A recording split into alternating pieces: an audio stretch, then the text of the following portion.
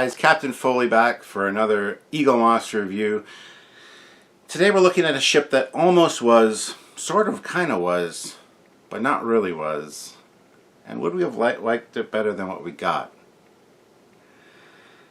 We're going to be talking about the Andrew Probert Concept Enterprise C special issue. This is one that kind of existed because it was on the conference room wall, but never really did exist because when they needed it for an episode, the cost of building this would have been too high just because of the shapes. So they had Rick Sternbach design his own Enterprise C or Ambassador class, which was a lot simpler to make. Now, personally, I'm a huge fan of the Ambassador class, of Rick's version. This version, not so much. I do like a lot of design elements from it, but there are a few that kind of take away from it for me, and we'll talk about those when we get there. But let's take a look at the magazine first. So here we got a beautiful shot of the ship on the front. Again, I think this is, I don't know if they used Tobias Richter's model for this, but Tobias Richter has modeled this ship and it's beautiful. We've also done an episode talking to Andrew Probert about it, so you should check that out. So on the front here, it says Ambassador Concept from 1987, designed by Andrew Probert. Open it up, we got the standard Eaglemoss flare, we got the how to mount it on the stand, because every stand is different, and a great shot of it from the front with some specs. The class is Ambassador, designed by Andrew Probert for the series Star Trek The Next Generation, and designed in 1987. Now, of course, we never actually saw this ship except for the profile on the conference room wall, which they actually point out right here. Here it is here. The Enterprise C was conceived as a different starship to the one that appeared in The Next Generation. Well, yes, it was actually conceived first. And it's a nice tie-in. It's a nice linear design from Excelsior moving on up to the Enterprise D. It incorporates a lot of elements from both and done beautifully, I might add. With that being said, there's just one or two things I'm not so great about and really don't enjoy with this design, but just me personally. Grand Designs, here's his concept art for the Enterprise C, and there's a young Andrew Probert right there doing his thing, looking all cool. Here's some design concepts of the inside of, or for the interiors of the bridge for Enterprise D for the Next Generation, and lots of really cool stuff there. Again, we've talked to Andrew quite a few times about this kind of stuff. We actually have an episode filmed with him talking about the bridge specifically. So these pictures here and things like that, things that he originally had envisioned for the bridge, that episode has been filmed quite a while ago and has not yet been released due to the fact that we still need some material for it from Andrew. But that's fine. It'll be coming out soon. So if you're a fan of Andrew Probert and his designs, look forward to that. Then it shows here the Enterprise D evolution. He also designed the Enterprise D, so that's worth pointing out. And some fantastic paintings and things that have been done by Mr. Probert. Here he talks about the saucer separation abilities, different design concepts for that, early iterations, and also some discussion on the warp core and the arch for the holodeck. This is a fantastic book, actually, with this one. I gotta admit that. So here's just some more sketches. He also designed the Ferengi Marauder. There's a little shuttle or fighter or work bee type thing there, and also the shuttle design here. So lots of great concepts and things that I think would be very difficult to build, hence why they kind of went more simplistic with the design. So he's got a very futuristic eye for sure. And he's a great guy. I love talking to him. He kind of reminds me of my dad. So here's more. Alien Probert, the Antikins and the Seeley from Lonely Among Us were designed by Probert before the makeup department was fully established. We even designed some aliens for the show as well. And there's some early Ferengi designs. The Ferengi went through a few design iterations. So that's it for the magazine. Lots of interesting concept art and things in here. Again, more talking about just TNG in general. Even the Enterprise D and the interiors are in here as well. So not so much on the Enterprise C itself, but that's alright. There's a top view of the ship on the back as usual. Again, not my favorite view. Just something about that secondary hull just loses me a little bit in translation, the shapes there. But anyway, let's move on to the ship. Now this is a special edition, but it should be said that unlike most of the other special editions, which are XL versions, this one is not. So it's just comes in the standard packaging. Sorry, I forgot to hold out the box before I took it out. So it's got the different logos on it, and of course the big Delta on the back, but just the standard packaging for Eaglemoss. Take the ship out, and there it is. So it's the same size as the regular Eaglemoss ships, and a beautiful ship. Like, from the side, this thing is glorious. Love it. Many of the other views are also really well done, but something about this secondary hull, it's growing on me a little more the more I see it. But anyway, let's talk about this ship. Some fantastic detailing on the saucer. Some really great Aztecing there. Great Aztecing. Nice little... The RCS thrusters are colored properly. All of the escape pods done really well. Lots of windows. Some are off, some are on, some are black and some are white, which is nice. Loses a little bit of detailing in the bridge area. You can see that they were trying to include a lot of detail, but with this size it's very difficult. There's like a arboretum view windows kind of thing behind the bridge there. That would be very cool. That would be a huge section of, you know, windows. Or it would also make for a good shuttle bay. The impulse deck is really interesting. It's a neat design. It's a nice take on the refit design, actually, moving up to something newer. The side, of course, the neck, you get the ribbed feel. It's kind of a cross between the Enterprise D and the Excelsior in that regard.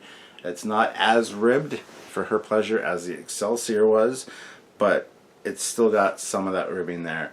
Now there's a yellow element at the back of the neck, the dorsal, that I'm not quite sure what that is. Looks very interesting though. We might have covered it when we talked to him about it. I can't remember. But very cool. The nacelles. I do like the nacelle shapes. The nacelle shapes are really nice. From the top and from the side, they just work really well. The forward angled struts, again, they look rather nice from the side. When you move it to the front or the back though, just the way they stick up, I'm not a huge fan of that. I think it would have been better to kind of have a little bit of an angle in there. But Andrew knows his stuff. He knows how to design things and make them look good, so who am I to question? I'm just saying what I like and don't like personally. Some nice detailing on this. Again, the RCS thrusters on the back of the engines. The registry number on the back of the nacelle as well. Really well done by Eaglemoss. I love the red crystals and the blue glow of the nacelles on there. On the bottom we got some more details. Again, you got the registry number on the strut right there, which is nice, and lots of red details, little squares and more Aztecing. The window placement and the pennant look really nice. Actually, that shows off what scale this ship is, that it should be a bigger ship, because the pennant is so small. That works really well on this. So the front deflector, there's not a lot going on there. I'm kind of let down a little bit by the deflector because it's just painted, just a regular paint. There's no clear blue crystal or anything in there. That would have been neat to have an inset, but that being said, it still looks really good like that. Really have no complaints with the deflector. The bottom of the saucer, again, you got a lot of the Excelsior tie-ins with this middle bit, just with the way that's laid out, very similar to the Excelsior. And one thing I find interesting on this that I didn't really notice before, the underside, the right side of the saucer has a lot of black windows. The left side of the saucer is all white windows. So it almost looks like there's no windows because it merges in with the hull a little bit, which is odd. You'd think they'd have a few black ones on the left side as well. I don't know if that was just a printing error on Eaglemoss's part, if mine is the only one like that, or if there's other ones similar to that. Let me know, guys. I don't know. It just looks odd. It looks like unfinished. On the top, it's sort of the same thing. It's like this front quadrant. This part, this pie shape here, is missing all the black. There's some black back here, and there's a ton of black on this side. So that seems rather odd to me. But again, nice little ship. I do like the round saucer. This shape back here bothers me a little bit. But from the side, the profile, that's beautiful. That is a beautiful looking ship. And many of the angles that you look at this ship at in 3D just really looks glorious. Just that direct top I don't like. I just don't like that odd secondary hull shape, but that's just me. Alright, so let's put it on the stand, take a look at it, and wrap this video up for you guys. So the Ambassador class concept by Andrew Probert. Let's go take a look at it on the stand. And addendum before we go over and look at it on the stand. I was just taking a look at the magazine, and you can see that that middle part there is supposed to be an impulse engine of some kind. However, it's not really painted as such on the model. Doesn't have the same detailing there at all, actually. And same with this. This is how the shuttle bay is supposed to look. As you can see, quite a bit of detail there. And this is how Eaglemoss presents it. So that's rather disappointing. But definitely worth pointing out for you guys. You can see quite a few differences here. It's almost like this, the pictures they're using here are not of the model itself, and are more of the actual 3D model, because there are quite a few subtle changes, like the deflector there is all copper, and of course here we've got the little copper inset and just regular blue. So anyway, I thought I would point those out to you before I went too in-depth on the stand here, but there you go. So let's move on over to the stand now. Alright guys, so here it is on the stand. Again, fits fairly easily in there. It's not super tight though. It will fall out if you jiggle it. Some of them are nice and tight, other ones not so much. And that's fine. So here we'll just take a quick look over the ship as we turn it. Again, some fantastic details. I do really love these nacelles. And it's actually missing a little bit of detail on the shuttle bay. I think that should be colored a different color at least. But that's a minor thing.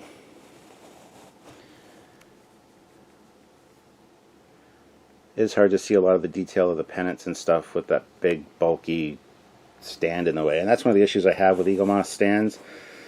I don't always like where they mount, but there you go. And you can see the lack of, look at all the black windows over here, and then the huge lack of them there, but there's some back here. Just odd choice. I don't know if that was a mistake or deliberate on Eaglemoss's part.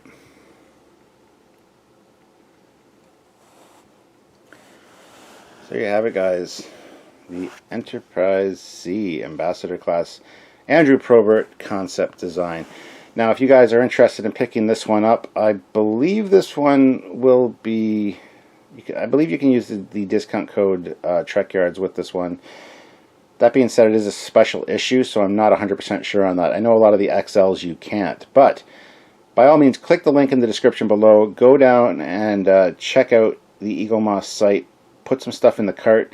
And on checkout, if you want to save yourself some money, by all means, use the discount code Trekyards, all one word. And that will save you 15% off orders of $50 or more. So add a few ships and you're way over $50, and then save yourself some money. So it works out for everybody. So there you have it, guys. The Ambassador class, or the Andrew Probert Ambassador class concept. Fantastic ship, and just that one angle kind of bugs me a little bit. Other than that, I absolutely love it. So thank you very much for watching. As usual, guys, check out other Eaglemoss reviews by us and all our other content. We got a lot of great stuff. So subscribe to this channel and the Captain Foley channel. And check out other videos by us as well. And until next time, guys, I am Captain Foley. See you soon.